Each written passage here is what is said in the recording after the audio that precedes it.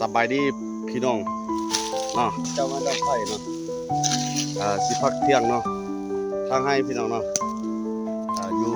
อยู่ป่าอยู่ดงคือเก่าเนาะทางให้ทางสวนพี่น้องเนาะ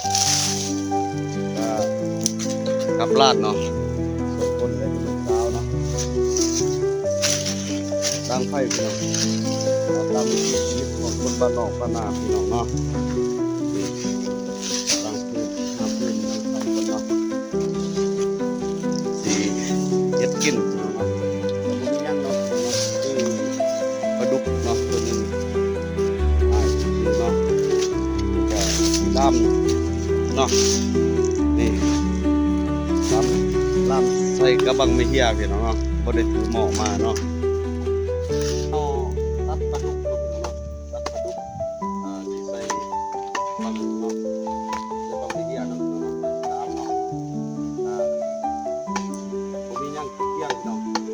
นี่แหละคนบ้านนอกบ้านนาเลยเนาะตอนนี้เราเริ่มใส่เนาะด้านตัดใส่กระบังเนาะ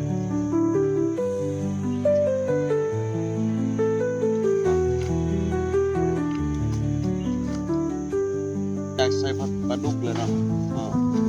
ปลาดุกกินเนาะกินเครื่องเนาะเนาะข้าวหม้อเลยพี่น้องเนาะใส่เกลือเนาะพี่น้องเนาะเกลือเนาะ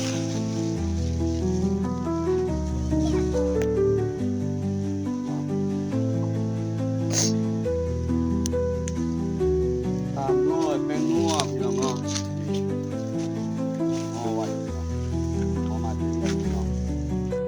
จากมาใส่ครบแล้วเนาะพี่น้องเนาะมาข้างไผ่พี่น้องนี่เนาะแบบนี้เลยเนาะพี่น้องเนาะแบบนี้เลยเนาะข้างไผ่สำเร็จแล้วพี่น้องสิปอกอันนี้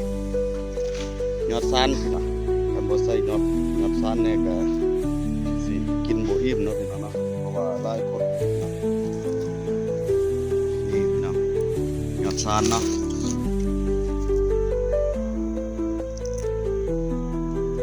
ต้นนี้เอา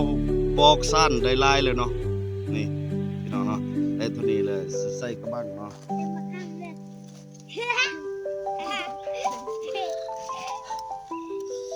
ฮอน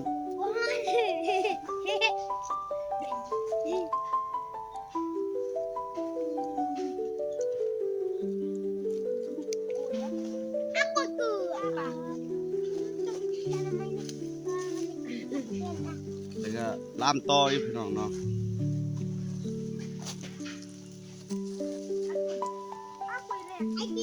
ผมมีถ้วยพี่น้องนี่ทางหน้าถ้วยเนาะ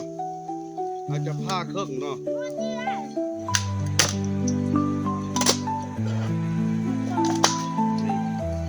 เฮ็ดถ้วยพี่น้องถ้วยใส่กับใส่แต่ของธรรมชาติกับธรรมชาติเนาะชีวิตของคนบ้านนอกบ้านนาเนาะนี่ถ้วยเด้อพี่น้องเด้อเนาะ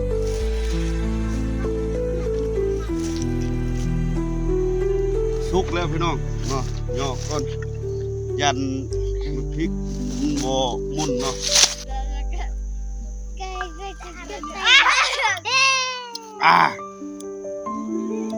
แซ่บพี่น้องเนาะมาหรอทองเด้อพี่น้องเด้อนี่เด้อ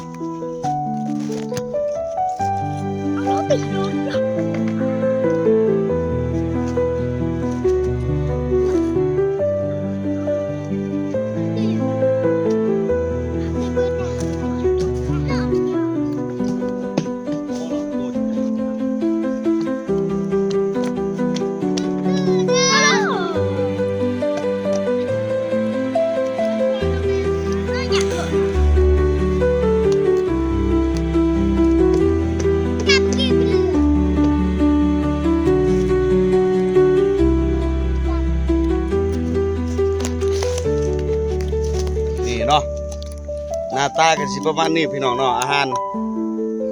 บ้านนาเนาะอาหาร บ้านนอกบ้านนามาเด้อทุกคนมากินข้าวเที่ยงนํกันเนาะมากินลาม